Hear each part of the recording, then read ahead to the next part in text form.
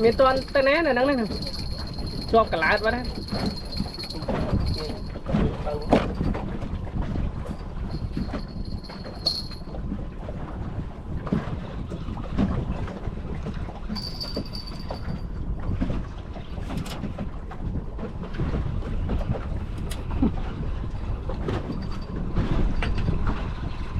lấy thấy cậu cái dòng xài vậy ăn miền rơ ăn miền ai miền tây nhá chạy thấy ăn miền rơ đấy nhá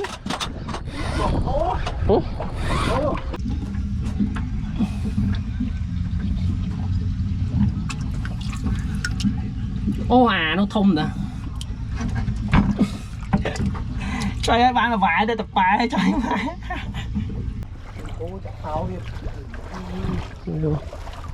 trời mà kêu không biết kêu ai kêu gì tới ơi sạt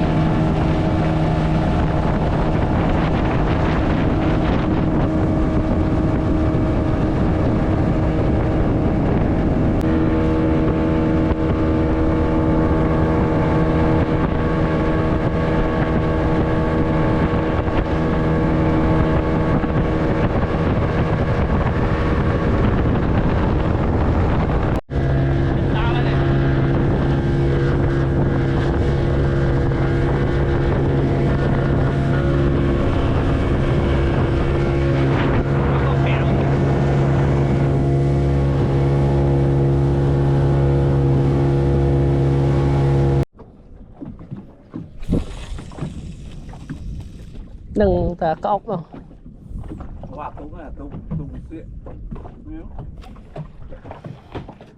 rồi gì ạ em mà anh nó cái lên tới cái xì tạm cây vai xì là tuột kia mà nó còn cái vai xì xì bay lại nước ấp to nè ôi nghe chú nước thôi có mà chú cuối có còn phần này à không qua hay vậy à, thông anh ấy từng tôi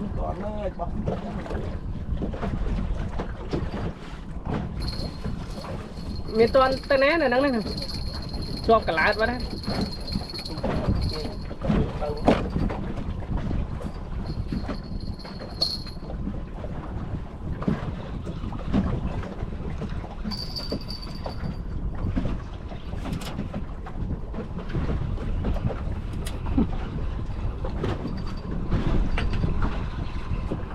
ốc về đây à nắng từ bầu ngày nắng này tí tiết ở đây tí tiết trôi mai đã cho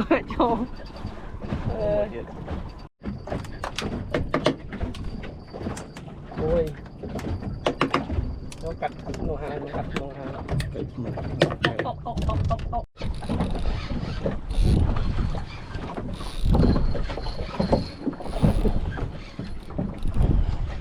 chuột cọc này bà bắt cọc về đặt chuột vào đây tích chuột rồi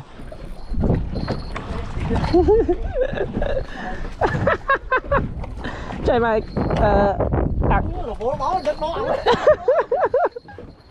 trời mà ơi bàn muối này này bàn không bàn này cho nên bàn này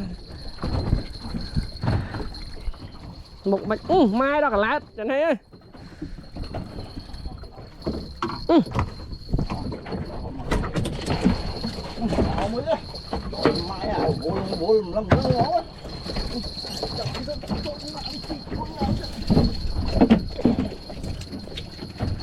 trời lần đầu tiên lấy thấy cậu cái dòng xài vậy ăn miền rơ ăn miền ai miền tây nhá trời thấy ăn miền rơ đấy nhá không say cọp luôn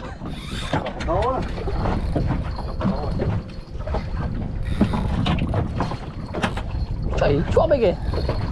nó trộn nè thấy ngon rồi ăn miếng rồi ốc rồi bia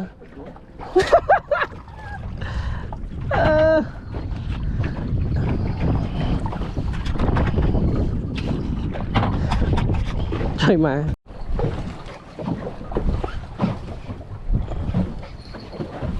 rúa chót thấy như này chú học tầng phải tập bài bỏ vô trời mà cho brand hết vậy nha bạn ơi bạn trai có chuyện sao em buôn tóc các ba này bạn sợ em mới con tu rồi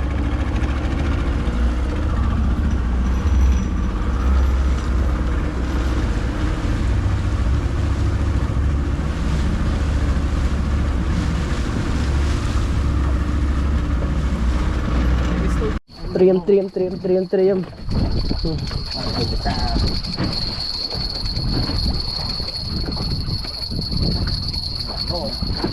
nướng thơm rồi này tray không mượt khơi nhé mạch thoáng mạch ấy nè đi cây cà phơm thấy nè mặt nó đâu rồi thông trời các bạn đấy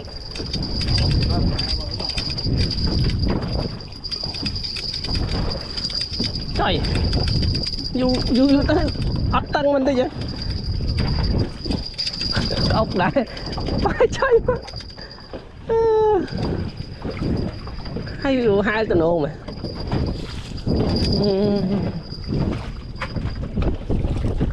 thông nè đấy hai đôi mền hai đôi thông nhìn nắng rồi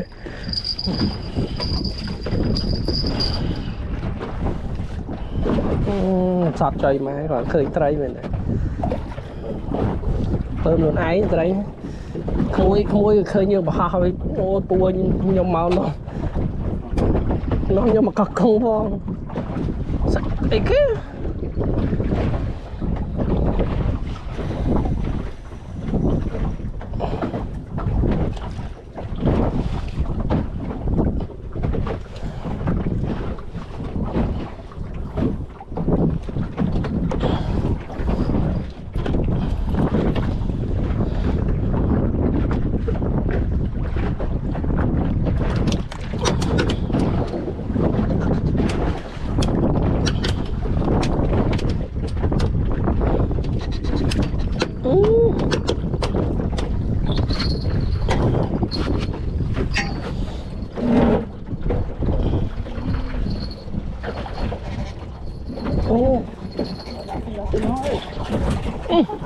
vậy chốt nè nè đòn của họ đòn bẹn đòn mâu gì nữa đòn mâu gì chung là muốn mình cho nắng này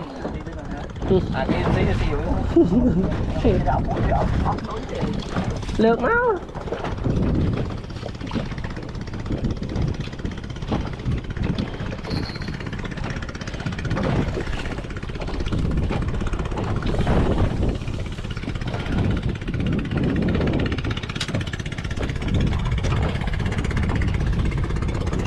trời mà tại mà thốn tại nó dùng cánh bại nó rua thế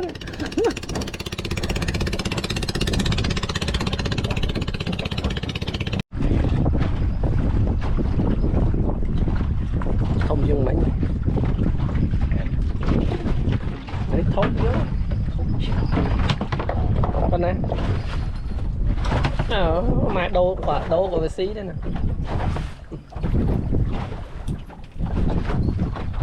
vì quả chia này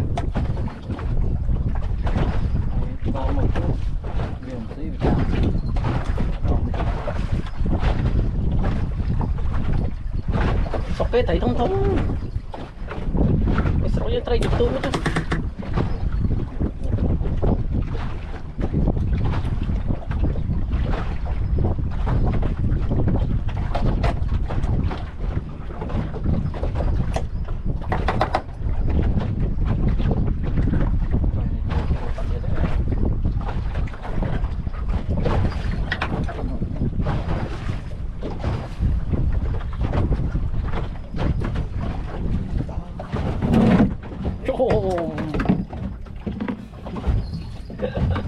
Thật nàn. Trời mày trời. Và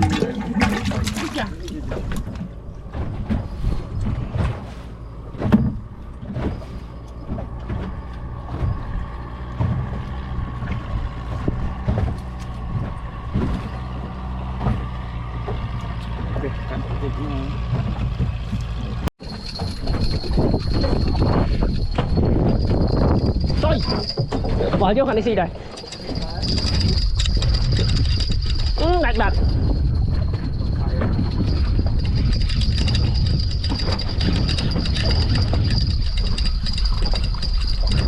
tốt ta anh ấy bắt đại ra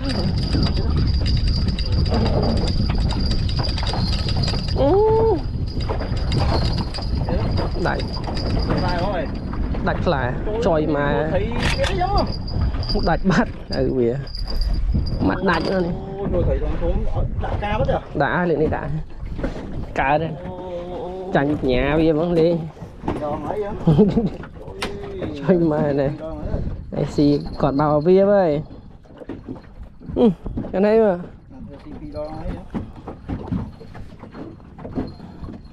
cái ấp tình huống thấy thông chưa đã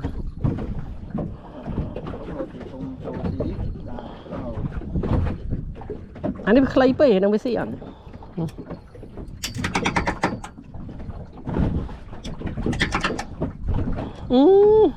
đã chơi mày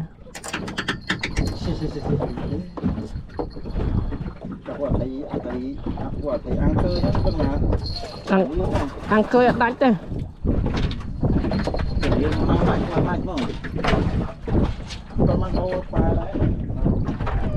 khám mày khám đánh rồi đi đã tra phải khám ạ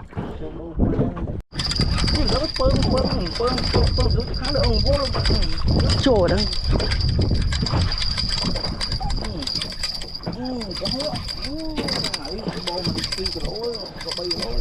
ốc ốc đó anh ta lên lên khăn rồi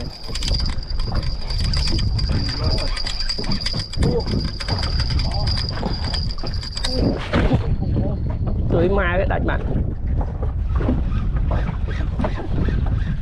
tách xài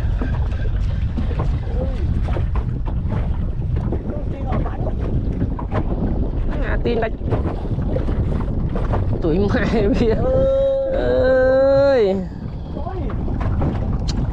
phải trời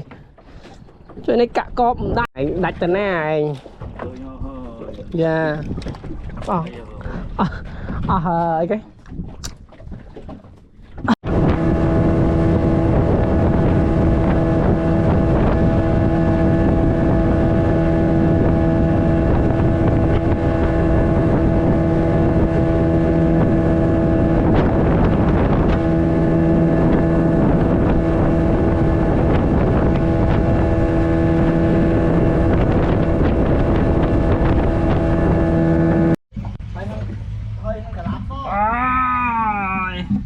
cỡ chơi vậy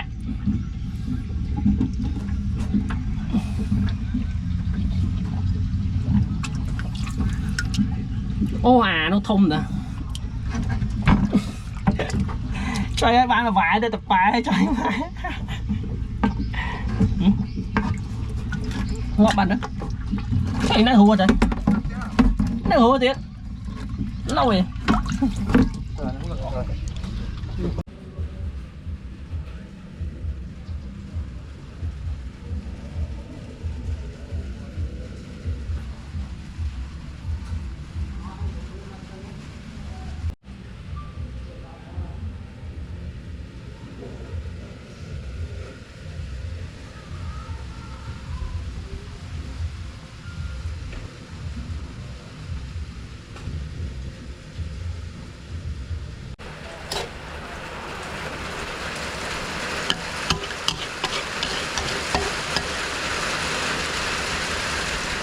It